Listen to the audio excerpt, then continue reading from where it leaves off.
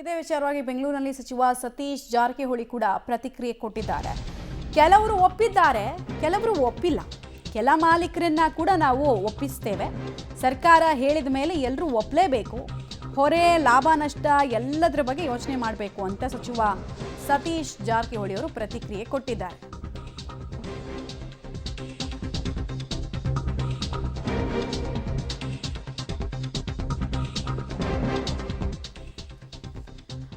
ನೋಡಿ, ಇದು ಸತೀಶ್ ಜಾರಕಿಹೊಳಿ ಅವರ ರಿಯಾಕ್ಷನ್ ಆಗ್ತಿದೆ.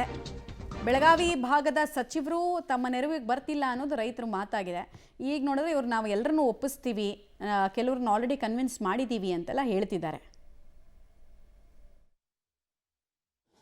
ಇಲ್ಲ ನೋಡಿ, ಅವ್ರಿಗೆಲ್ಲ ರೀತಿಯ ಸರ್ಕಾರ ಅವಕಾಶಗಳನ್ನು, ಸವಲತ್ತುಗಳನ್ನು ಸಹಾಯ ಮಾಡ್ತದೆ ಸರ್ಕಾರ ಹೇಳಿದೆ.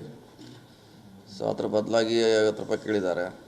ಸೊ ಕೆಲವರು ಒಪ್ಪಿದ್ದಾರೆ, ಕೆಲವರು ಒಪ್ಪಿಸಲೇಬೇಕಾಗ್ತದೆ. ಸರ್ಕಾರ ಡಿಸಿಷನ್ ತೊಗೊಂಡಿದೆ. ಸೊ ಕೆಲವರು ಲಾಸ್ ಆಗ್ತೈತೆ, ನಮ್ಗೆ ಕೊಡ್ಲಿಕ್ಕೆ ಆಗಲ್ಲ ಅಂತ, ಕೆಲವರು ಓಕೆ ನಾವು ಕೊಡ್ತೀವಿ ಏನಾರಾಗಲಿ ಅಂತ ಕೂಡ ಹೇಳಿದ್ದಾರೆ. ಸೊ ಅದಕ್ಕೆ ಟೈಮ್ ಇದೆ ಇನ್ನೂ. ಅದು ಈಗ ತಕ್ಷಣ ಕೊಡಬೇಕಂತೇನಿಲ್ಲ, ಟೈಮ್ ಇದೆ. ಟೈಮ್ಗೆ ಅವ್ರನ್ನೂ